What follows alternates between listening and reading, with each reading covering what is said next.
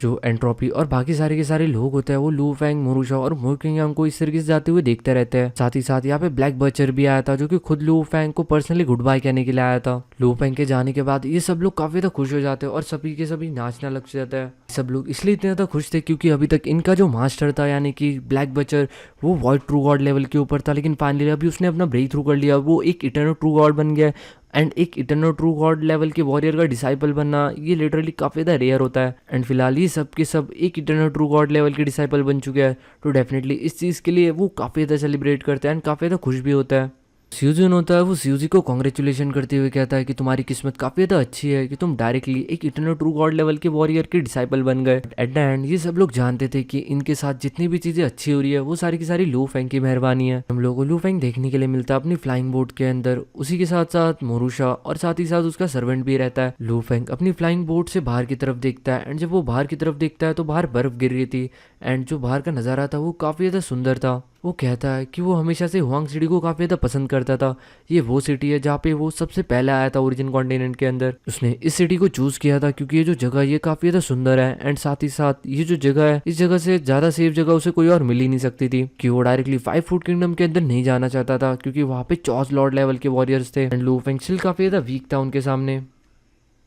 कहता है कि जब तक वो पावरफुल नहीं बन जाता तब तक वो हुआंग सिटी के अंदर ही रहेगा और अपना कल्टीवेशन करेगा एंड यही जगह उसके लिए सबसे ज़्यादा सूटेबल रहेगी। वो फाइनली डिसाइड करता है कि वो वापस से अपने एक लंबे सक्लूजन के अंदर जाएगा। उसके लिए उसे अपनी बॉडी को 3rd लेवल के ऊपर अपग्रेड करना था। 3rd लेवल के ऊपर अपग्रेड करने के लिए उसको चॉस पावर डायग्राम को कॉम्प्रहेंड करना था। इसके लिए डेफिनेटली उसे काफ़ी सारे रिसोर्सेज की नीड थी एंड इस बार जब वो मोटा मोटा अंदाज़ा लगाता है तो उसे अंदाज़ा लगता है कि उसको इस बार जो रिसोर्सेज की नीड पड़ेगी वो लगभग 3.6 मिलियन कॉस्मिक सैंड्स के आसपास होगी, यानी कि 36 लाख कॉस्मिक सैंड। अभी अभी जो लू फेंग था उसके पास बस कुल मिला के कुछ 1 मिलियन या फिर 1.5 मिलियन के आसपास कॉस्मिक सैंड होगी। कहता है कि अभी भी वो काफ़ी ज़्यादा गरीब है। फिर उसके दिमाग में एक थॉट आता है कि क्यों ना वो अपने मैकेनिकल ट्रेजर्स को बेच दे।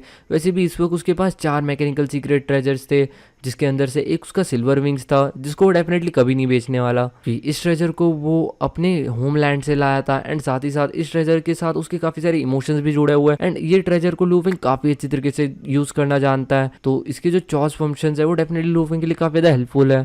के बाद वो अपने दूसरे ट्रेजर की तरफ देखता है जो कि वैन जाई एस्केप ऑर्डर होता है। ये जो चीज़ थी ये लू फेंग को युंग कैंग की तरफ से मिली थी, इसीलिए जो युंग कैंग था उसकी बॉडी मूवमेंट इतनी ज़्यादा स्ट्रेंज थी। वो इवन लू फेंग के दो ट्रेजर्स के कारण पूरी तरीके से सप्रेस होने के बाद भी उसकी जो बॉडी मूवमेंट थी वो लगभग लू फेंग के कंपैरिजन की थी। आप लोगों को याद होगा कि फाइट के अंदर लू फेंग ने अपनी शिवू विंग्स एंड साथ ही साथ अपना वो जो ब्लड ऑफ रिवर वाला जो इनहेरिटेंट ट्रेजर था उन दोनों को इस्तेमाल किया था, बट उन दोनों को यूज़ करने के बाद भी इस बंदे की जो बॉडी मूवमेंट्स थी वो काफ़ी ज़्यादा शॉकिंग थी एंड ये सारी चीज़ें हो रही थी बस इस मैकेनिकल सीक्रेट ट्रेजर के कारण। इसलिए वो सोचता है कि वो इस ट्रेजर को अपने पास ही रखेगा क्योंकि ये ट्रेजर उसकी काफ़ी ज़्यादा मदद कर सकता है। वो जब तीसरे ट्रेजर की तरफ देखता है तो तीसरा ट्रेजर होता है रिवर ऑफ ब्लड। जो ट्रेजर था ये लू फेंग के लिए इतनी भी ज़्यादा इंपॉर्टेंट प्लेस नहीं करता था। आफ्टर ऑल ये order of escape from all world से थोड़ा ज़्यादा ही कम इंपॉर्टेंट था। वही एक और ट्रेजर लू फेंग के पास जो था वो स्वॉर्ड जो कि लू फेंग के पेट के अंदर गई थी एंड बाद में वो मोरूशा के पेट में चली गई थी एंड मोरूशा के पेट से वो दोबारा से लू फेंग के पास आ गई। एंड ये जो स्वॉर्ड ऑफ रिलम है इसके अंदर भी ऐसी पावर है कि ये चॉइटिक डिवाइन पावर्स को कंडेंस कर सकती है, बट ये सारी चीजें ऑलरेडी लू फेंग अपनी शिवू विंग्स के थ्रू कर सकता है। फिलहाल के लिए अभी उसके पास ये 2 ट्रेजर्स थे जिनको वो बेच सकता था, एक रिवर ऑफ लाइफ और दूसरा वो स्वॉर्ड। डिसाइड करता है कि वो इस चीज़ के लिए एक ऑक्शन ऑर्गेनाइज कराएगा पूरी की पूरी हुआंग सिटी के अंदर, जिसके अंदर city Lord mention food country और काफ़ी सारे वो 3rd पार्टी लोकल फोर्सेज को बुलाएगा। जो इस चीज़ के लिए सबसे ज़्यादा बड़ी बोली देने के लिए तैयार होगा वो उसे ये चीज़ दे देगा। उसके बाद जो लू फेंग होता है वो तुरंत मॉली मैंग एंड जाओयू बाकी छोटी मोटी फोर्सेज को मैसेज भेज देता है कि वो जल्दी एक ऑक्शन कंडक्ट करने वाला है, इसके अंदर वो अपनी mechanical secret treasure sword in the world को बेचने वाला है। जो स्वॉर्ड इन द वर्ल्ड है ये लू फेंग के लिए कुछ भी नहीं थी, लेकिन वही बाकी के इटर्नल ट्रू गॉड्स के लिए डेफिनेटली काफी ज्यादा बड़ी वैल्यू पॉजेस करती थी। ये स्वॉर्ड की मदद से आप चॉस रिलम को कॉम्प्रहेंड कर सकते थे एंड एक इटर्नल ट्रू गॉड होने के बाद भी अगर आप चॉस के साथ खेल सकते हो तो ये डेफिनेटली बहुत बड़ी बात होती है, क्योंकि चॉस के साथ बस चॉस मास्टर खेल सकते हैं। अपना लू फेंग तो पैदाइशी जीनियस था, तो इसलिए वो आराम से अपनी शिव विंग्स के थ्रू भी पूरी तरीके से चॉस के साथ खेल लेता है। लगभग लू फेंग का चॉस के ऊपर उतना ही कंट्रोल है जितना एक चॉस मास्टर का होता है। जहाँ पे सभी लोगों की नजर लू फेंग के इस स्वॉर्ड के ऊपर थी, वही हम सीन शिफ्ट होता है और हम लोगों को एक फ्लाइंग बोट देखने के लिए मिलती है जो कि काफी देर साइलेंटली हुआंग सिटी के अंदर एंटर करती है। जो बोट थी पूरी तरीके से रेड कलर के अंदर थी एंड इस बोट के अंदर हम लोगों को लगभग 2 फिगर्स देखने के लिए मिल सकते थे। इनमें से एक फिगर कहता है कि जो मार्किस है उसने हुआंग सिटी को सीज करने के लिए हम दोनों को यहाँ पे भेजा है। वो इस बार काफी ज्यादा सीरियस है। वही इसके अंदर एक लड़की भी थी, कहती है कि हम दोनों को इस बार यहाँ पे भेजा गया है ताकि हम ब्लड क्लाउड के साथ मिलके इस हुआंग सिटी के फॉर्मेशन के बारे में पता लगा सके। हुआंग सिटी का भी जो बैकग्राउंड था वो काफी ज्यादा स्ट्रॉन्ग था। यहाँ पे हम लोगों को कुछ और फिगर्स देखने के लिए मिलते हैं इस शिप के अंदर। वो लड़की कहती है कि मेरा भाई, मैं एंड ज्यूजुन, हम तीनों को मिला के पूरी की पूरे हुआंग सिटी के अंदर आखिर कौन होगा जो कि हमारे कंपैरिजन का होगा। वो लोग काफी ज्यादा क्यूरियस भी थे कि ब्लड क्लाउड से मिलने के लिए, क्योंकि जो ब्लड क्लाउड था वो ओल्डर जनरेशन का था। इसलिए उन लोगों को लगता है कि जो ब्लड क्लाउड है वो उनसे ज्यादा पावरफुल नहीं होगा। एंड वो सोचता है कि इस बार वो ब्लड क्लाउड के ऊपर अपना ऑर्डर चलाएंगे। के बाद डायरेक्टली वो जो डार्क रेड फ्लाइंग बोट होती है वो ब्लड क्लाउड मेंशन की तरफ आगे बढ़ जाती है। टाइम के बाद ये लोग एक ऑर्डिनरी सी केव के अंदर घुस जाता है। ये एक अंडरग्राउंड हॉल था जिसके अंदर हम लोग को एक वाइट रॉ फिगर देखने के लिए मिलता है जिसने एक डार्क रेड कलर का मास्क पहन के रखा था, जो कि इन दो फिगर्स को ग्रीट करते हुए कहता है कि मैंने ये टाइन फैमिली के बारे में काफी कुछ सुना था, बट मैंने सोचा नहीं था कि जो मार्किस है वो एक्चुअल में तुम दोनों को भेजेगा, जो कि दो स्ट्रॉन्गेस्ट पर्सन है 5 टाइन गॉड्स के अंदर से। वही वो जो लड़की होती है वो कहती है कि जो मेरा भाई है वो सबसे ज्यादा स्ट्रॉन्गेस्ट है फैमिली के अंदर, एंड मैं जस्ट उसके बाद आती हूँ। स्टिल देखा जाए तो एक तरीके से मैं उसके बाद भी नहीं आती, देखा जाए तो मैं इवन टॉप 3 में भी नहीं आती, बट स्टिल इसके आवाज के अंदर एक अलग सा और था। वही इसका जो भाई होता है वो ब्लड क्लाउड की तरफ देखता है और कहता है कि तो तुम हो ब्लड क्लाउड। ब्लड क्लाउड का मजाक उड़ाते हुए कहता है तुम हमेशा ये मास्क क्यों पहन के रखते हो और तुम्हारे अंदर से निकलने वाला ये ऑरा ये इतना ज़्यादा अजीब क्यों है, इवन तुम अपना फेस भी रिवील नहीं करते। ब्लड क्लाउड कहता है कि आफ्टर ऑल हम हुआंग सिटी के अंदर रह रहे हैं जो कि यू स्टेट की टेरिटरी है, एंड डेफिनेटली जब हम दुश्मन के टेरिटरी के अंदर रहे तो हमें कितना ज़्यादा हो सके उतना ज़्यादा संभल के रहना चाहिए। इसके बाद वो बंदा कुछ नहीं कहता और फिर वो कहता है कि मार्किस ने ऑलरेडी तुमको बता दिया होगा कि हम दोनों यहाँ पे हुआंग सिटी के अंदर आने वाले हैं तुम्हारी मदद करने के लिए। वही जो लॉर्ड ब्लड क्लाउड होता है वो कहता है कि हाँ मैंने उनसे मदद मांगी थी कि वो किसी को भेजे, एंड उन्होंने तुम दोनों को भेजा ताकि हम सब लोग मिलके जो हुआंग सिटी का फॉर्मेशन बैटल है उसको पता लगा सके। फॉर्मेशन बैटल नहीं, सॉरी, बैटल फॉर्मेशन। इसके बाद वो जो वाइट फिगर होता है वो कहता है कि जब हम तीनों एक साथ काम करेंगे तो डेफिनेटली हम तीनों काफ़ी ज़्यादा पावरफुल है, लेकिन जो मार्किस है उसने हम लोगों को नहीं बताया कि हम तीनों में से कौन अपनी टीम को लीड करेगा, तो इस चीज़ के लिए डेफिनेटली हम तीनों को आपस में कम्पीट करना पड़ेगा। ब्लड क्लाउड इस चीज़ को सुनने के बाद एक स्माइल कर देता और कहता है हाँ मेरे को वैसे भी तुम लोगों के साथ फाइट करनी थी, मैंने तुम्हारे बारे में काफ़ी कुछ सुना है, तुम लोगों का नाम यू टियान हूँ और यू टियानी, तुम लोग काफ़ी ज़्यादा पॉपुलर हो, तुम दोनों एक साथ मिलके मुझे हराने का ट्राई कर सकते हो। ब्लड क्लाउड ये बोलता है तो वो जो औरत होती है उसका फेस पूरी तरीके से उतर जाता है क्योंकि ये उसके लिए एक बेइज्जती थी। उसका जो भाई होता है वो कहता है कि तेरे लिए तो मैं अकेला ही काफ़ी हूँ। बाद वो लड़की कहती है अगर तुमने मेरे सेकंड ब्रदर को हरा दिया तो हम भाई और बहन हम दोनों के दोनों तुम्हारी बात सुनेंगे। मैं तुमसे लड़ने के लिए तैयार हूँ, एंड मैंने सुना है कि यूटाइन फैमिली के अंदर जो तुम हो तुमने अपनी एक स्पेशल ब्लड लाइन को कल्टीवेट किया है जो कि सीक्रेट बॉडी रिफाइनिंग मेथड के अंदर आता है, एंड उसे तुमने इंक्रेडिबल लेवल तक कल्टीवेट किया है। मैं आज देखना चाहूंगा कि तुम्हारी ये जो बॉडी है कितनी ज्यादा पावरफुल है। के बाद जो लॉर्ड ब्लड क्लाउड होता है वो अपने हाथों को लहराता और एक बहुत बड़ी सी ह्यूज सी शिप आ जाती है जो कि एक सीक्रेट ट्रेजर था। ये सब के सब इस शिप के अंदर चले जाते हैं। एक्चुअली गाइस ये लोग इस शिप के अंदर जाके फाइट करने वाले हैं ताकि बाहर कोई भी फ्लक्चुएशन वगैरह ये सारी चीजें ना फैले। एंड ये जो शिप है इसको बनाया इसलिए गया है ताकि इसके अंदर थोड़ी बहुत फाइट की जा सके। अंदर होने वाली फाइट जो होती है वो एक्सटर्नल वर्ल्ड के साथ बिल्कुल भी एक्सपोज नहीं होती। डेफिनेटली ये जो तीनों के तीनों लोग थे ये फूड किंगडम के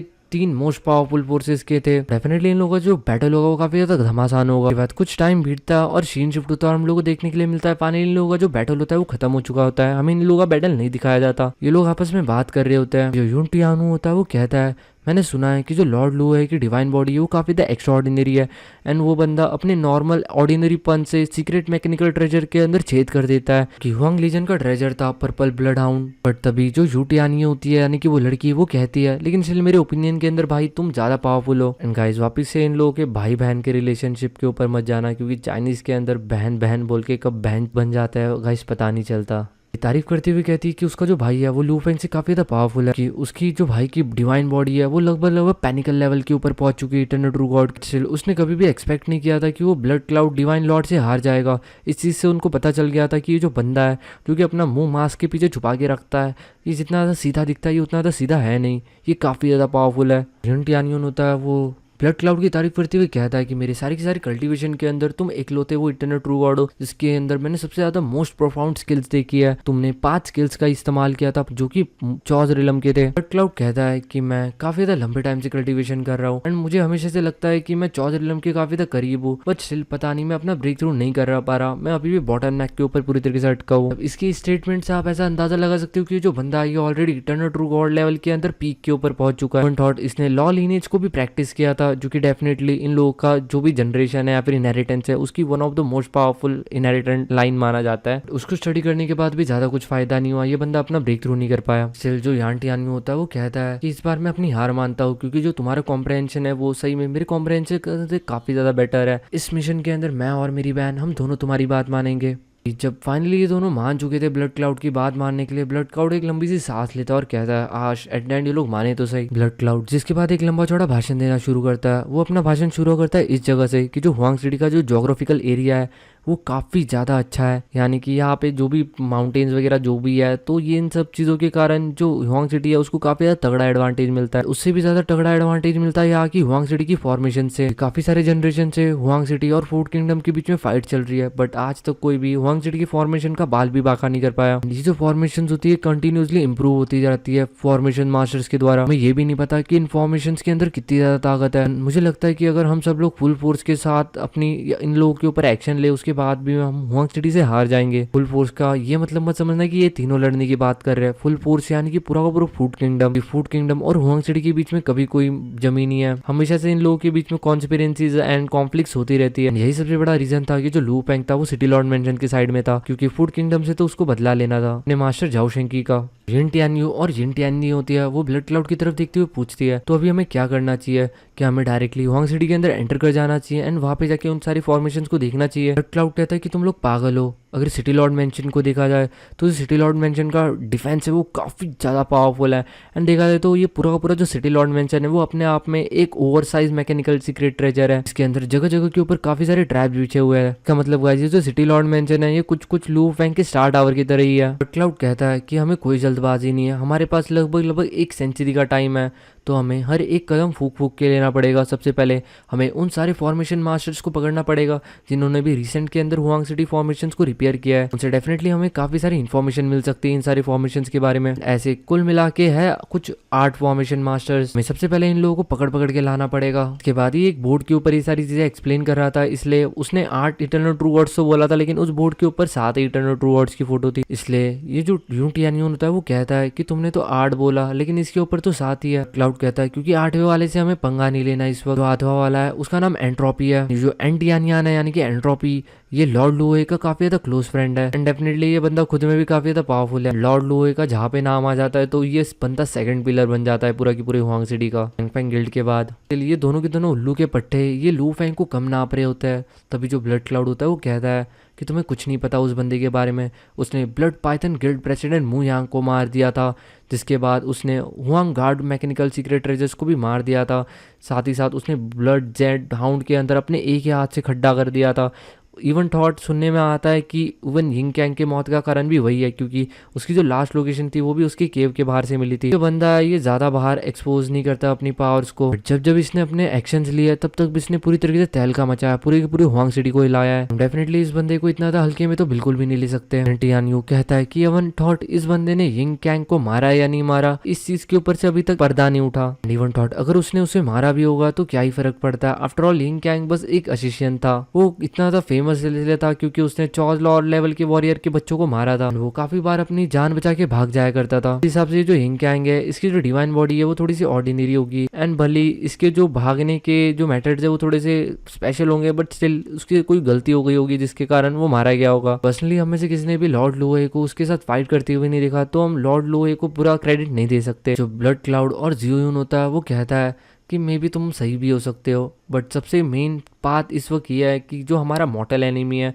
वो है सिटी लॉर्ड मेंशन, एंड हमें उसी के ऊपर फोकस करना है। इस वक्त हम डिवाइन लॉर्ड लोए के ऊपर फोकस नहीं कर सकते, बिकॉज हमें अभी भी उस बंदे के बारे में कुछ भी नहीं पता। जब तक हम अपना मिशन कंप्लीट नहीं कर लेते तब तक इस बंदे को पूरी तरीके से इग्नोर कर दो। हमारा जो फर्स्ट स्टेप होगा उसके अंदर हम सबसे पहले उन 7 इटर्नल ट्रू गॉड्स को पकड़ेंगे जो कि वेपन रिफाइनर है। रही बात एंटियोनियन की तो उसे छोड़ दो फिलहाल के लिए, उससे हम बाद में निपट लेंगे। ये जो यूटियान हूँ और यूटियानी थे, इन लोगों को काफी ज्यादा डाउट था लू फेंग के स्ट्रेंथ के अंदर। जब बात सिटी लॉर्ड मेंशन के ऊपर आती तो उनको बिल्कुल भी डाउट नहीं था, क्योंकि सिटी लॉर्ड मेंशन के पीछे एक एशियंट लॉन्ग जियो जोंग है जो कि गॉड किंग लेवल का वॉरियर है यू किंगडम के अंदर। क्योंकि अभी लॉर्ड लूए भी उनके साथ है तो उनके फंडामेंटल्स को मेंटेन करने के लिए काफी ज्यादा अच्छा है। स्टिल अगर सिटी लॉर्ड मेंशन को अगर फूड किंगडम के साथ डील करना होगा तो वो भी 1v1 के अंदर इतने आसानी से फूड किंगडम को नहीं हरा सकती। सीन शिफ्ट होता है हम लोगों को हुआंग सिटी के अंदर लू फेंग देखने के लिए मिलता है, जो कि एक पहाड़ के टॉप के ऊपर बैठ के आराम से दारू पी रहा होता है। एंड यहीं पे हम लोगों को कुछ और गेस्ट भी देखने के लिए मिल सकते थे, क्योंकि इसके पहाड़ के टॉप के ऊपर ही इसने अपना अड्डा बना के रखा है, जिसके अंदर इसने अपना ये ऑक्शन रखा था। और ऑक्शन के अंदर हम लोग को मॉली मैंग और जूयू भी देखने के लिए मिल सकते थे। लू फेंग अपने इन सारे गेस्ट का वेलकम करते हुए कहता है कि ऑलरेडी 10 दिन बीत चुके हैं, तुम सभी लोगों को इस चीज के बारे में काफी अच्छी तरीके से अंदाजा लग चुका होगा कि मैं यहाँ पे आज क्या बेचने वाला हूँ। साथ ही साथ यहाँ पे तुम स्वॉर्ड इन द वर्ल्ड की पावर को भी देखने के लिए आए हो, तो जो भी सबसे ज्यादा हाईएस्ट बीट देगा मैं डेफिनेटली उसको ये स्वॉर्ड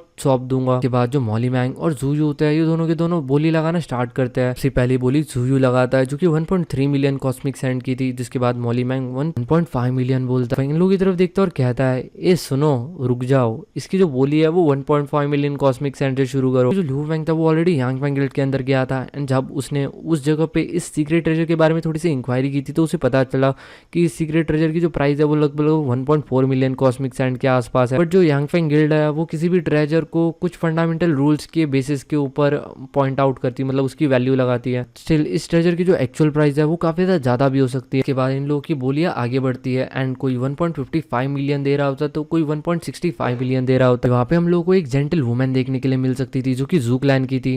ये अपने बंदे से कहती है कि हर बार 50,000 कॉस्मिक सैंड की बोली बढ़ाते रहना। के बाद इसी तरीके से बोलियां बढ़ती रहती है, एंड इस ट्रेजर की जो कीमत है वो 1.9 मिलियन कॉस्मिक सैंड तक पहुंच जाती है। के बाद वो जो लेडी होती है वो कहती है कि नाराओए को बोल दो कि ज़्यादा से ज़्यादा इसकी जो बोली है वो 2 मिलियन कॉस्मिक सैंड तक लगाए, जो कि इसकी फाइनल प्राइस होगी। अगर उससे ज़्यादा ऊपर प्राइस जाती है तो हमें इस चीज़ की कोई नीड नहीं है। लेकिन 2 मिलियन कॉस्मिक सैंड के ऊपर कोई भी बोली नहीं लगाता, इसलिए एट द एंड ये जो स्वॉर्ड होती है वो लॉर्ड वी को मिल जाती है, कि डेफिनेटली जू फैमिली से बिलोंग करते थे। लू फेंग इन लोगों से कहता है कि मैं पर्सनली आपके जू फैमिली के अंदर आऊंगा आपको ये स्वॉर्ड गिफ्ट करने के लिए। जो लॉर्ड वी होती है जो कि एक सुंदर लड़की होती है वो कहती है बट मेरी तबीयत इतनी अच्छी नहीं है कि मैं तुमसे मिल सकूं, हमारे फैमिली के कुछ हायर एल्डर्स तुम्हें अटेन कर लेंगे। इसके बाद सीन शिफ्ट होता है और हम लोग को देखने के लिए मिलता है चारों तरफ ये न्यूज़ फैल जाती है कि जो लू फेंग है उसने 2 मिलियन कॉस्मिक सैंड के अंदर उस स्वॉर्ड को बेचा है। वही काफ़ी सारे लोगों को लग रहा था कि जो लू फेंग है उसने इस स्वॉर्ड को काफ़ी ज़्यादा एक्सपेंसिव प्राइस के अंदर बेचा है, इसकी प्राइस इतनी ज़्यादा नहीं है। जो जू फैमिली थी मे बी उन लोगों को भी थोड़ा थोड़ा ऐसा लगने लग गया था, लेकिन जो लू फेंग था उसने जुबान दी थी कि इस चीज़ की कीमत इतनी है, पहले इस्तेमाल करो फिर विश्वास करो। ये जो लेडी होती है जू फैमिली की, जब ये अपनी जू फैमिली के अंदर वापस से लौटती है तो वहाँ पे एक बुढ़ा इसके सामने आता है, एंड वो बुढ़ा जब इससे पूछता है कि वो स्वॉर्ड तुमने कितने में खरीदी, तो ये लड़ी कहती है कि वो उसकी जो फाइनल प्राइस थी वो लगभग 2 मिलियन कॉस्मिक सैंड के आसपास है। तो सुन के ये जो बुढ़ा होता है काफी ज्यादा शॉक हो जाता है,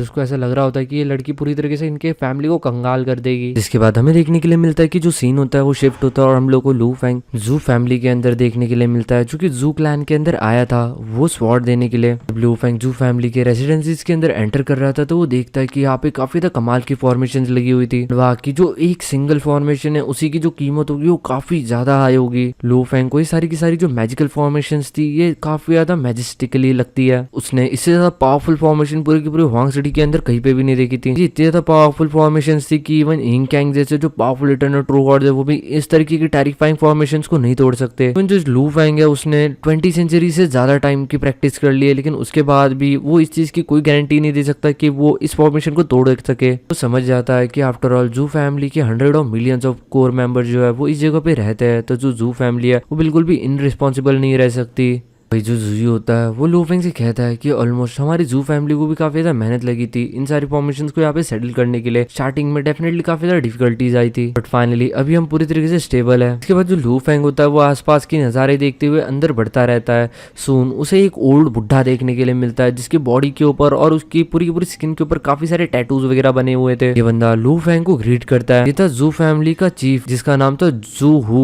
एक्चुअल में ये जो बुढ़ा था ये भी काफी ज्यादा पावरफुल था। इसकी जो रेपुटेशन थी वो मुली जाओ एंड जूजुन के बराबर की थी। यानी कि अगर इस बुढ़े की पावर्स को लू फेंग के साथ कंपेयर किया जाए तो इन लोगों के बीच में होगा कुछ 20-19 हजार का फर्क। जो जू होता है वो बुढ़ा आगे चलते हुए आता है और लू फेंग को ग्रीट करते हुए कहता है कि आज फाइनली मुझे अपॉर्चुनिटी मिली कि मैं लॉर्ड लूए के साथ मिल सकूं। लू फेंग भी अपनी मुंडी हिला देता है एंड उसे बुढ़े को ग्रीट करता है कि आफ्टर ऑल ये जो बुढ़ा था ये काफी ज्यादा स्ट्रॉन्ग था एंड मैं मजाक कर रहा था। लू फेंग इस बंदे को इतना ज्यादा आसानी से नहीं हरा सकता। बुढ़ा लू फेंग की तारीफ करते हुए कहता है कि आफ्टर ऑल तुम्हें यहाँ पे आए हुए कितना ही टाइम हुआ, बट स्टिल आपकी जो रेपुटेशन है वो हुआंग सिटी के अंदर इस वक्त सबसे ज्यादा है। लू फेंग होता है बसते हुए कहता है अरे ये तो कुछ भी नहीं है करके, ये तो ऐसी अफवाह उड़ा के रखी है। जो जूयो होता है वो स्माइल करते हुए कहता है कि आप घमंडी नहीं हो इसलिए। जिसके बाद ये जो बुढ़ा होता है ये लू फेंग को पैलेस के अंदर लेके जाता है जहाँ पे ये आराम से चेयर वेयर के ऊपर बैठता है। यहाँ के जो जितने भी चेयर और फर्नीचर वगैरह बने थे वो भी स्पेशल टाइप के क्रिस्टल से बने हुए थे। जिसके बाद ये जो बुढ़ा होता है ये लू फेंग की तरफ अपने हाथों को हिलाता है एंड उसके हाथों के अंदर एक जेड बॉटल आ जाती है जो कि वो लू फेंग को दे देता है। इस जेड बॉटल के अंदर 2 मिलियन कॉस्मिक सैंड थे। ये वो प्राइस थी जिसके बदले में लू फेंग को अपनी उस स्वॉर्ड को मतलब स्वॉर्ड ऑफ वर्ल्ड को इस बंदे को देना था। एंड डेफिनेटली जो लू फेंग था उसे इस स्वॉर्ड ऑफ वर्ल्ड की काफी ज्यादा तगड़ी कीमत मिली थी क्योंकि जो यांग फेंग गिल्ड थी वो बस इस स्वॉर्ड की 1.5 मिलियन के करीब कीमत दे रही थी, लेकिन लू फेंग ने इसे 2 मिलियन में बेचा था। उसके बाद जो लू फेंग होता है वो स्वॉर्ड इन द वर्ल्ड को इस बुढ़े को हैंड ओवर कर देता है। ये बुढ़ा मोटा मोटा इस स्वॉर्ड को चेक करता है जिसके बाद ये इसे अपने स्पेस पाउच के अंदर रख लेता है। जैसे इन लोगों की ये फाइनेंशियल डील हो जाती है इसके बाद इन लोगों के बीच में काफी अच्छी तरीके से बातें होने लग जाती है। लू फेंग इन लोगों के साथ काफी लंबी चौड़ी बातें करता है जिसके बाद लू फेंग इन लोगों के साथ बैठ के खाना भी खाता है। खाना वाना खाने के बाद फाइनली जो लू फेंग होता है वो यहाँ से चला जाता है। वही जो जूयू होता है वो पर्सनली लू फेंग को छोड़ने के लिए आता है गेट तक। के बाद जो लू फेंग होता है वो मोरूशा को लेके अपनी फ्लाइंग बोट के अंदर निकल जाता है। लू फेंग के जाने के बाद यहाँ पे हम लोग को एक औरत देखने के लिए मिलती है जो कि लॉर्ड वी थी एंड इसी लड़की ने वहाँ पे बोलियां लगाई थी एंड उस स्वॉर्ड को लेके आई थी। इसके बाद वो जो बुढ़ा होता है वो लॉर्ड वी को बोलता है कि लॉर्ड वी आप ये लीजिए अपनी स्वॉर्ड एंड इस स्वॉर्ड की ट्रू स्ट्रेंथ को पता कीजिए। वैसे आप सीक्रेटली लू फेंग को ऑब्जर्व कर रही थी, क्या आपको उसके बारे में कुछ पता चला? वही वो जो औरत होती है वो कहती है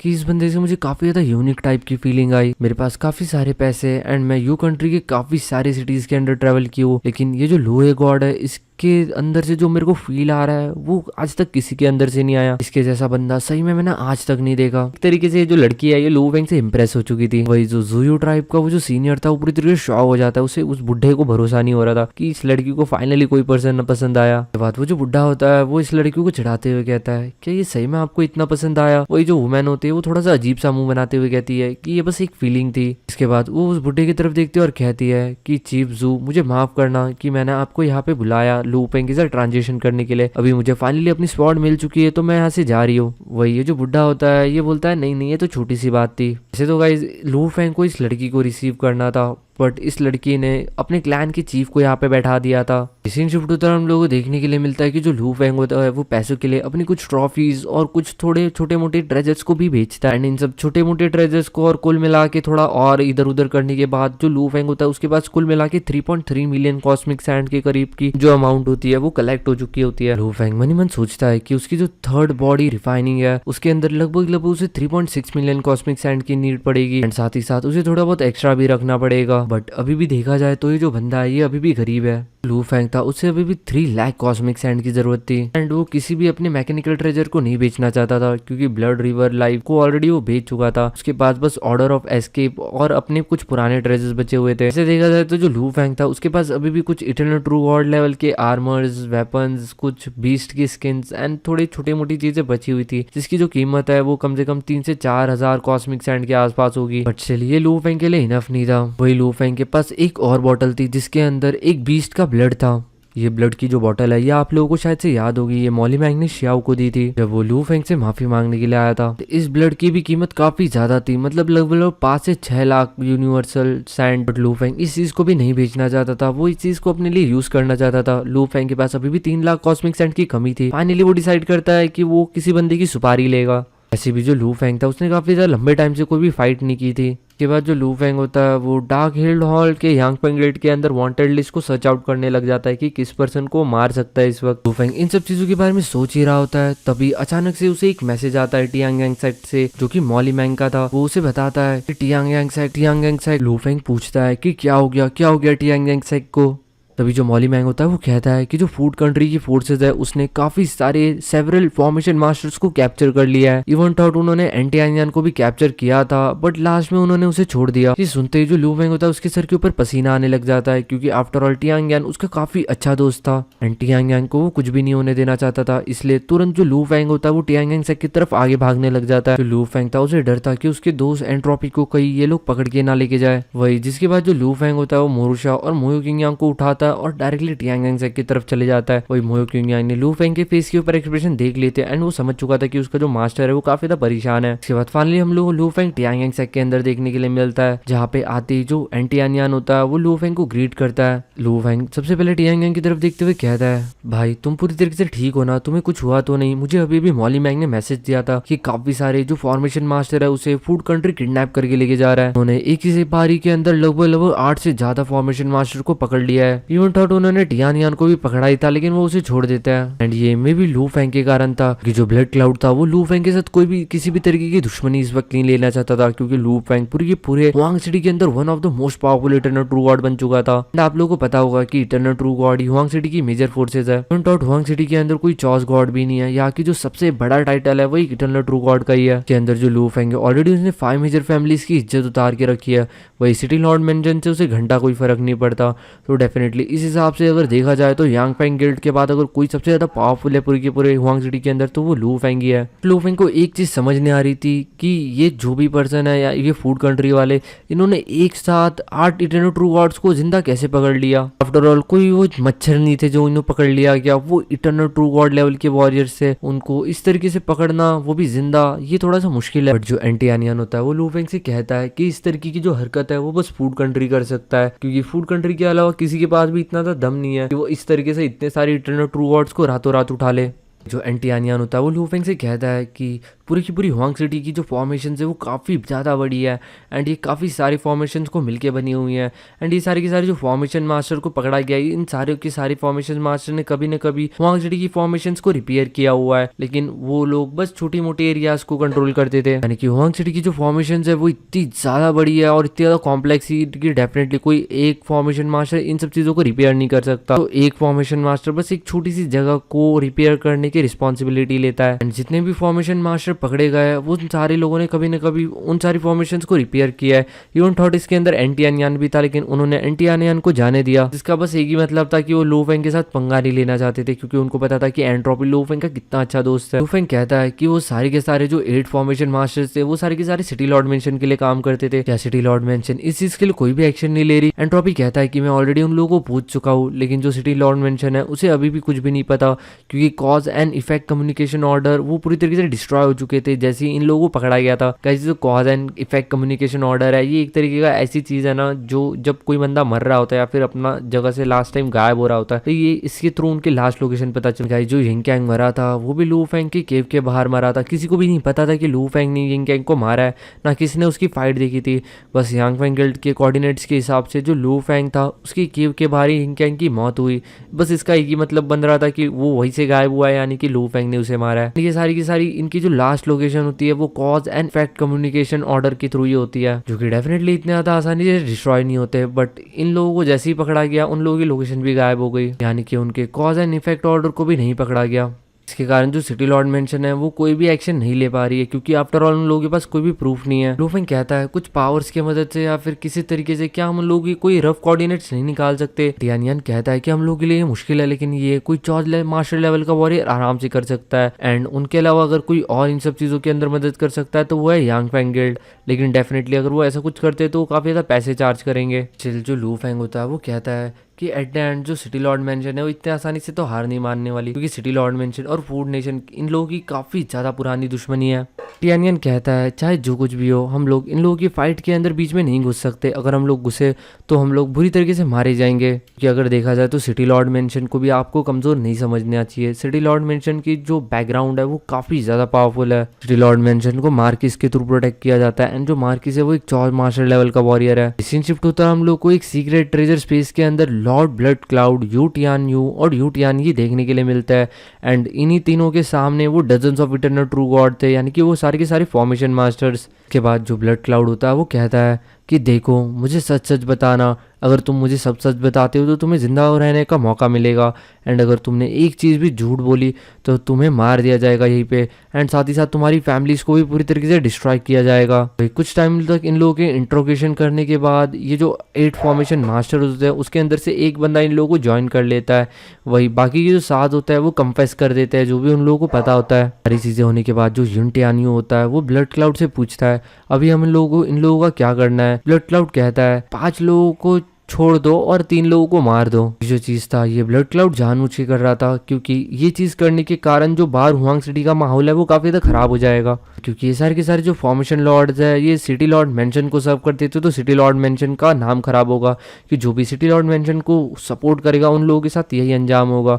कुछ इस तरीके का एग्जाम्पल ब्लड क्लाउड सेट करना चाहता था। एंड वैसे भी सभी लोगों को मार के तो कोई फायदा नहीं होने वाला था, तो इसलिए वो 5 लोगों को छोड़ देता है कि जो लोग फूड नेशन के साथ कॉपरेट करने के लिए तैयार है। फूड नेशन अभी भी काफी ज्यादा दरिया दिल है उन लोगों के साथ कॉपरेट करने के लिए। इसके बाद ये लोग जो होता है ये जैसे ब्लड क्लाउड कहता है ये वो लोग वैसे ही करते हैं। 5 लोगों को जिंदा छोड़ देता है और 3 फॉर्मेशन मास्टर्स को ये लोग मार देते हैं। जिसके बाद उसी रात वो लोग उन सारे के सारे फॉर्मेशन मास्टर्स को छोड़ देते हैं जो कि जिंदा बच गए थे। वही सीन शिफ्ट होता है हम लोग को टियानयान गेट का सीन दिखाया जाता है, जहाँ पे जो लू फेंग और मोरुशा थे वो एक दूसरे के साथ बैठ के दारू पी रहे थे। वही हम लोग को एंटियानयान भी देखने के लिए मिलता है जो कि इन्हीं लोगों के साथ था, लेकिन इन लोगों को बिल्कुल भी अच्छा नहीं लग रहा था। उसके बाद अचानक से जो एंट्रोपी होते है उसके फेशियल एक्सप्रेशन एकदम से चेंज हो जाता है। लू फेंग एंट्रोपी से पूछता है कि क्या हो गया। वो कहता है कि जो 8 उसके दोस्तों को कैप्चर किया गया था उसके अंदर से जो 5 है वो जिंदा बच के आ चुके हैं और 3 लोगों को मार दिया गया है। लोगों ने उन लोगों से सारी की सारी इन्फॉर्मेशन निकलवा ली थी, बट उसके बाद भी उन डार्क फोर्सेस ने 3 लोगों को मार दिया है। इवन थॉट उन्होंने तो सारी की सारी इन्फॉर्मेशन भी बता दी थी, बट उसके बाद भी इन लोगों को मार दिया गया।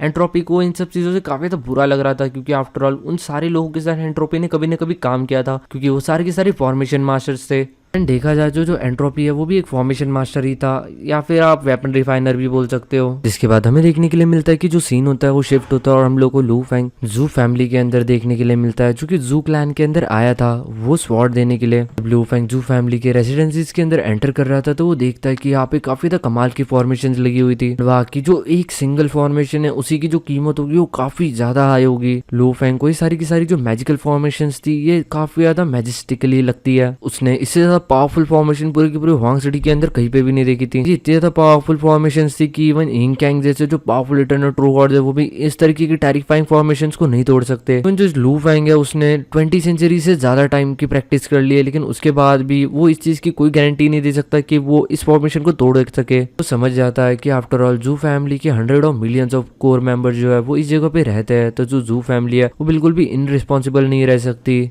भाई जो जूही होता है वो लू फेंग से कहता है कि ऑलमोस्ट हमारी जू फैमिली को भी काफी ज्यादा मेहनत लगी थी इन सारी फॉर्मेशंस को यहाँ पे सेटल करने के लिए। स्टार्टिंग में डेफिनेटली काफी ज्यादा डिफिकल्टीज आई थी, बट फाइनली अभी हम पूरी तरीके से स्टेबल है। इसके बाद जो लू फेंग होता है वो आसपास की नजारे देखते हुए अंदर बढ़ता रहता है। सून उसे एक ओल्ड बुढ़ा देखने के लिए मिलता है जिसकी बॉडी के ऊपर और उसकी पूरी की पूरी स्किन के ऊपर काफी सारे टैटूज वगैरह बने हुए थे। ये बंदा लू फेंग को ग्रीट करता है। ये था जू फैमिली का चीफ जिसका नाम था जू हू।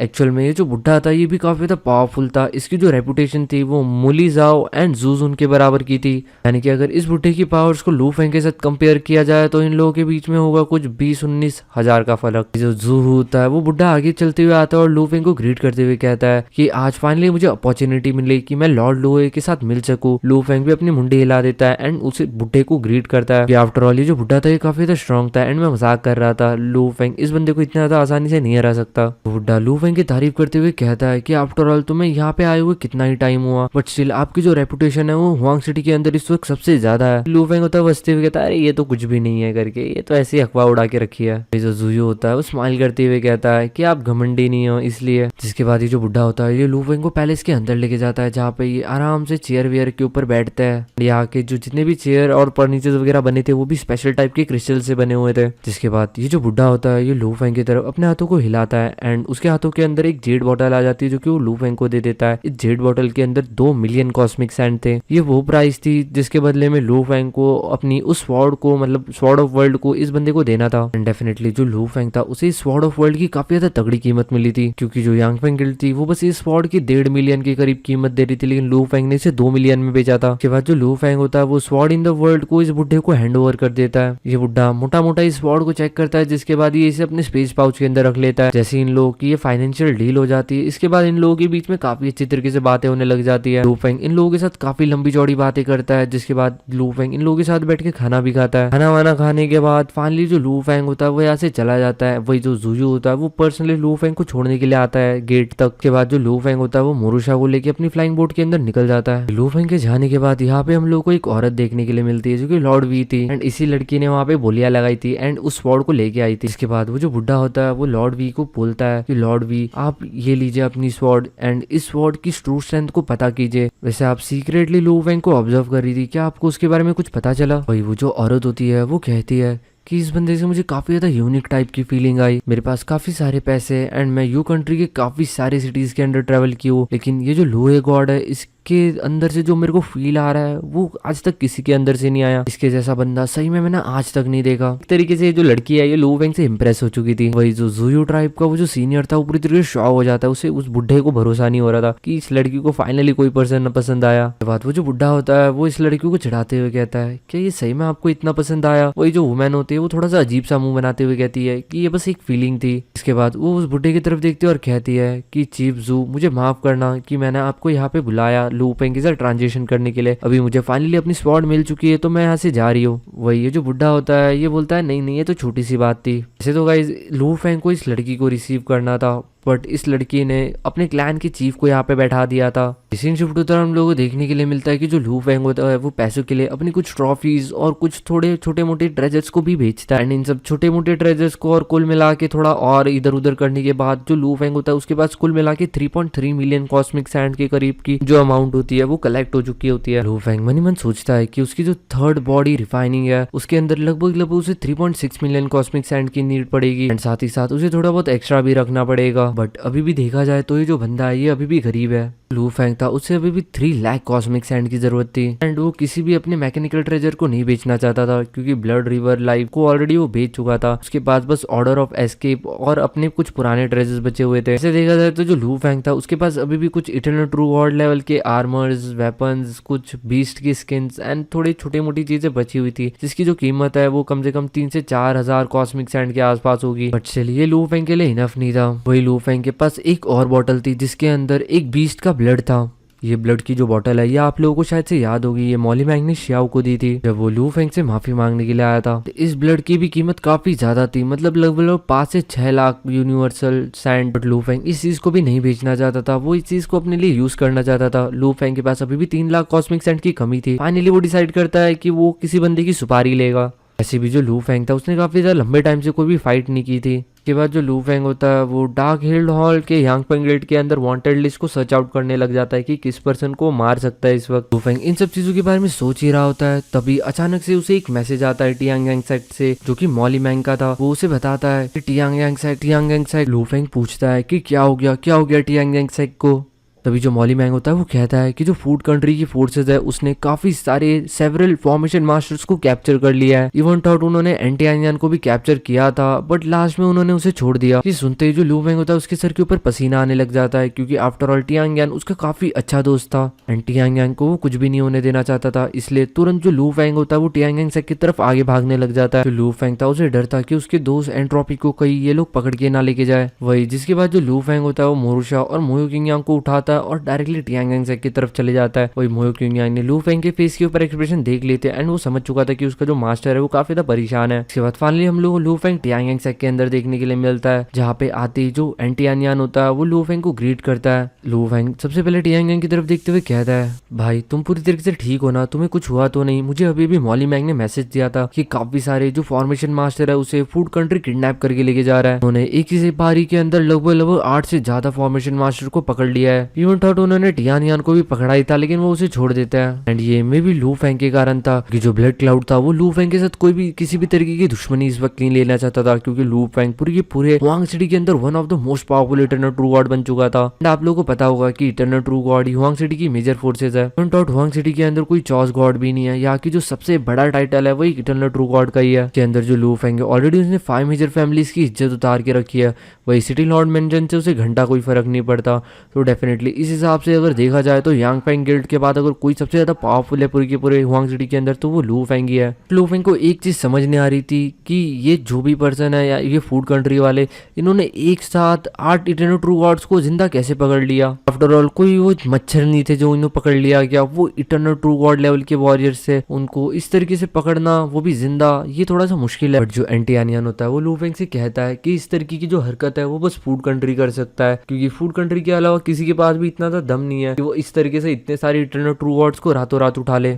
जो एंटी यान होता है वो लू फेंग से कहता है कि पूरी की पूरी हुआंग सिटी की जो फॉर्मेशन है वो काफ़ी ज़्यादा बड़ी है एंड ये काफ़ी सारी फॉर्मेशन को मिलके बनी हुई हैं। एंड ये सारी की सारी जो फॉर्मेशन मास्टर को पकड़ा गया है, इन सारे की सारी फॉर्मेशन मास्टर ने कभी न कभी हुआंग सिटी की फॉर्मेशन को रिपेयर किया हुआ है, लेकिन वो लोग बस छोटी मोटी एरियाज को कंट्रोल करते थे। यानी कि हुआंग सिटी की जो फॉर्मेशन है वो इतनी ज़्यादा बड़ी है और इतनी ज़्यादा कॉम्प्लेक्स है कि डेफिनेटली कोई एक फॉर्मेशन मास्टर इन सब चीज़ों को रिपेयर नहीं कर सकता। तो एक फॉर्मेशन मास्टर बस एक छोटी सी जगह को रिपेयर करने की रिस्पॉन्सिबिलिटी लेता है। एंड जितने भी फॉर्मेशन मास्टर पकड़े गए वो सारे लोगों ने कभी न कभी उन सारी फॉर्मेशंस को रिपेयर किया है। इवन थॉट इसके अंदर एंटी यान भी था, लेकिन उन्होंने एंटी यान को जाने दिया, जिसका बस एक ही मतलब था कि वो लू फेंग के साथ पंगा नहीं लेना चाहते थे, क्योंकि उनको पता था कि एंट्रोपी लू फेंग का कितना अच्छा दोस्त है। लू फेंग कहता है कि वो सारे के सारे जो 8 फॉर्मेशन मास्टर्स थे वो सारे के सारे सिटी लॉर्ड मेंशन के लिए काम करते थे। क्या सिटी लॉर्ड मेंशन इस चीज के लिए कोई भी एक्शन नहीं ले रही? एंट्रोपी कहता है कि मैं ऑलरेडी उन लोगों को पूछ चुका हूँ, लेकिन जो सिटी लॉर्ड मेंशन है उसे अभी भी कुछ भी नहीं पता, क्योंकि cause and effect communication order वो पूरी तरीके से डिस्ट्रॉय हो चुके थे जैसे ही इन लोगों को पकड़ा गया था। गाइस जो cause and effect communication order है ये एक तरीके का ऐसी चीज है ना, जो जब कोई बंदा मर रहा होता है या फिर अपना जगह से लास्ट टाइम गायब हो रहा होता है तो ये इसके थ्रू उनके लास्ट लोकेशन पता चल गया। जो यिंग कैंग मरा था वो भी लू फेंग के केव के बाहर मरा था। किसी को भी नहीं पता था कि लू फेंग ने यिंग कैंग को मारा है, ना किसी ने उसकी फाइट देखी थी। बस यांग फेंग गिल्ड के कोऑर्डिनेट्स के हिसाब से जो लू फेंग था उसकी केव के बाहर ही यिंग कैंग की मौत हुई। बस इसका एक ही मतलब बन रहा था कि वो वहीं से गायब हुआ है, यानी कि लू फेंग ने उसे मारा है। ये सारी की सारी इनकी जो लास्ट लोकेशन होती है वो cause and effect communication order के थ्रू ही होती है, जो कि डेफिनेटली इतने ज्यादा आसानी से डिस्ट्रॉय नहीं होते। बट इन लोगों को जैसे ही पकड़ा गया उन लोगों की लोकेशन भी गायब हो गई, यानी कि उनके कॉज एंड इफेक्ट ऑर्डर को भी नहीं पकड़ा गया। इसके कारण जो सिटी लॉर्ड मेंशन है वो कोई भी एक्शन नहीं ले पा रही है, क्योंकि आफ्टर ऑल उन लोगों के पास कोई भी प्रूफ नहीं है। लू फेंग कहता है कुछ पावर्स की मदद से या फिर किसी तरीके से क्या हम लोग कोई रफ कोऑर्डिनेट्स नहीं निकाल सकते? टियान यान कहता है कि हम लोगों के लिए मुश्किल है, लेकिन ये कोई चॉज मास्टर लेवल का वॉरियर आराम से कर सकता है। एंड उनके अलावा अगर कोई और इन सब चीजों के अंदर मदद कर सकता है तो वो है यांग फेंग गिल्ड, लेकिन डेफिनेटली अगर वो ऐसा कुछ करते तो वो काफी ज्यादा पैसे चार्ज करेंगे। चिल जो लू फेंग होता है वो कहता है कि एट द एंड जो सिटी लॉर्ड मेंशन है वो इतने आसानी से तो हार नहीं मानने वाली, क्योंकि सिटी लॉर्ड मेंशन और फूड नेशन इन लोगों की काफी ज्यादा पुरानी दुश्मनी है। टियान यान कहता है चाहे जो कुछ भी हो हम लोग इन लोगों की फाइट के अंदर बीच में नहीं घुस सकते, अगर हम लोग घुसे तो हम लोग बुरी तरीके से मारे जाएंगे। कि अगर देखा जाए तो सिटी लॉर्ड मेंशन को भी आपको कमजोर नहीं समझना चाहिए। सिटी लॉर्ड मेंशन की जो बैकग्राउंड है वो काफी ज्यादा पावरफुल है। सिटी लॉर्ड मेंशन को मार्किस के थ्रू प्रोटेक्ट किया जाता है, एंड जो मार्किस है वो एक चॉज मास्टर लेवल का वॉरियर है। सीन शिफ्ट होता है हम लोग को एक सीक्रेट ट्रेजर स्पेस के अंदर Lord blood cloud, you Tian you और यू टियान ये देखने के लिए मिलता है। एंड इन्हीं तीनों के सामने वो dozens of eternal true God थे, यानी कि वो सारे के सारे फॉर्मेशन मास्टर्स। के बाद जो ब्लड क्लाउड होता है वो कहता है कि देखो मुझे सच सच बताना, अगर तुम मुझे सब सच बताते हो तो तुम्हें जिंदा रहने का मौका मिलेगा, एंड अगर तुमने एक चीज़ भी झूठ बोली तो तुम्हें मार दिया जाएगा यहीं पे, एंड साथ ही साथ तुम्हारी फैमिलीज को भी पूरी तरीके से डिस्ट्रॉय किया जाएगा। कुछ टाइम तक इन लोगों के इंट्रोगेशन करने के बाद ये जो 8 फॉर्मेशन मास्टर होते हैं उसके अंदर से एक बंदा इन लोगों को ज्वाइन कर लेता है। वही बाकी के जो 7 होता है वो कंफेस कर देते हैं जो भी उन लोगों को पता होता है। सारी चीज़ें होने के बाद जो युन टियान्यू होता है वो ब्लड क्लाउड से पूछता है अभी हम इन लोगों का क्या करना है। ब्लड क्लाउड कहता है 5 लोगों को छोड़ दो और 3 लोगों को मार दो। जो चीज था ये ब्लड क्लाउड जानबूझ के कर रहा था, क्योंकि ये चीज करने के कारण जो बाहर हुआंग सिटी का माहौल है वो काफी ज्यादा खराब हो जाएगा। क्योंकि ये सारे के सारे जो फॉर्मेशन लॉर्ड्स है ये सिटी लॉर्ड मेंशन को सर्व करते थे, तो सिटी लॉर्ड मेंशन का नाम खराब होगा, कि जो भी सिटी लॉर्ड मेंशन को सपोर्ट करेगा उन लोगों के साथ यही अंजाम होगा। कुछ इस तरीके का एग्जाम्पल ब्लड क्लाउड सेट करना चाहता था। एंड वैसे भी सभी लोगों को मार के तो कोई फायदा नहीं होने वाला था, तो इसलिए वो 5 लोगों को छोड़ देता है कि जो लोग फूड नेशन के साथ कॉपरेट करने के लिए तैयार है। फूड नेशन अभी भी काफी ज्यादा दरिया दिल है उन लोगों के साथ कॉपरेट करने के लिए। इसके बाद ये लोग जो होता है, ये जैसे ब्लड क्लाउड कहता है ये वो लोग वैसे ही करते हैं। 5 लोगों को जिंदा छोड़ देता है और 3 फॉर्मेशन मास्टर्स को ये लोग मार देते हैं। जिसके बाद उसी रात वो लोग उन सारे के सारे फॉर्मेशन मास्टर्स को छोड़ देते हैं जो कि जिंदा बच गए थे। भाई सीन शिफ्ट होता है, हम लोग को टियानयान गेट का सीन दिखाया जाता है, जहाँ पे जो लू फेंग और मोरूशा थे वो एक दूसरे के साथ बैठ के दारू पी रहे थे। वही हम लोग को एंटियानयान भी देखने के लिए मिलता है, जो कि इन्हीं लोगों के साथ था, लेकिन इन लोगों को बिल्कुल भी अच्छा नहीं लग रहा था। उसके बाद अचानक से जो एंट्रोपी होते हैं उसके फेशियल एक्सप्रेशन एकदम से चेंज हो जाता है। लू फेंग एंट्रोपी से पूछता है कि क्या हो गया। वो कहता है कि जो 8 उसके दोस्तों को कैप्चर किया गया था उसके अंदर से जो 5 है वो जिंदा बच के आ चुके हैं और 3 लोगों को मार दिया गया है। लोगों ने उन लोगों से सारी की सारी इन्फॉर्मेशन निकलवा ली थी, बट उसके बाद भी उन डार्क फोर्सेस ने 3 लोगों को मार दिया है। इवन थॉट उन्होंने तो सारी की सारी इन्फॉर्मेशन भी बता दी थी, बट उसके बाद भी इन लोगों को मार दिया गया। एंट्रोपी को इन सब चीज़ों से काफ़ी तो बुरा लग रहा था, क्योंकि आफ्टर ऑल उन सारे लोगों के साथ एंट्रोपी ने कभी न कभी काम किया था, क्योंकि वो सारे के सारे फॉर्मेशन मास्टर्स थे। एंड देखा जाए जो एंट्रोपी है वो भी एक फॉर्मेशन मास्टर ही था, या फिर आप वेपन रिफाइनर भी बोल सकते हो। शिफ्ट होता है, हम लोग को सिटी लॉर्ड मेंशन का सीन दिखाया जाता है। सिटी लॉर्ड मेंशन के अंदर हम लोग को 5 इनकार्नेशन डिवाइन पावर्स देखने के लिए मिलती है, जो यहाँ पे गैदर हुई थी और सारे के सारे एक सर्कल के अंदर बैठे हुए थे। उसके बाद जो मुलीजा होता है वो क्वेश्चन उठाता है कि 8 फॉर्मेशन मास्टर्स को कैप्चर कर लिया गया, वो भी जिंदा फूड नेशन की फोर्सेस के द्वारा। जो फूड नेशन ने group of eternal true gods को भेजा था इन लोगों को कैप्चर करने के लिए, वो डेफिनेटली काफी ज्यादा पावरफुल फोर्सेस थी। लोगों के आपस में वार्तालाप होती है, जिसके अंदर ये लोग बात करते हैं कि सारे के सारे जो फॉर्मेशन मास्टर्स है, ये जो हुआंग सिटी की छोटी मोटी फॉर्मेशन है उनको रिपेयर करने का काम करते हैं। डेफिनेटली इन लोगों को ज़्यादा कुछ तो नहीं पता, लेकिन स्टिल इनके थ्रू वो छोटा मोटा अंदाज़ा लगाना चाहते थे कि हुआंग सिटी की फॉर्मेशन किस तरीके की एंड किस तरीके से वो इन सब चीज़ों के अंदर एंटर कर सकते हैं। ऐसे देखा जाए तो ये सारे के सारे जो फॉर्मेशन मास्टर्स है उन्हें कंप्लीट फॉर्मेशन डायग्राम्स के बारे में काफ़ी अच्छा खासा नॉलेज है, बट स्टिल उन्हें हुआंग सिटी के लेआउट के बारे में इतना कुछ अच्छा खासा नहीं पता। साथ ही साथ इन लोगों को ये चीज़ भी पता चल गई थी कि उन लोगों ने एंटियानियान को नहीं कैप्चर किया, एंड इस चीज़ का बस एक ही रीज़न निकल रहा था कि वो लोग लू फेंग से कोई दुश्मनी नहीं लेना चाहते, एंड दूसरा कि ये लोग हुआंग सिटी की फॉर्मेशन जान के कहीं ना कहीं हुआंग सिटी के ऊपर में भी अटैक करना चाहते हैं, या फिर इनकी कुछ ना कुछ इल इंटेंशंस है।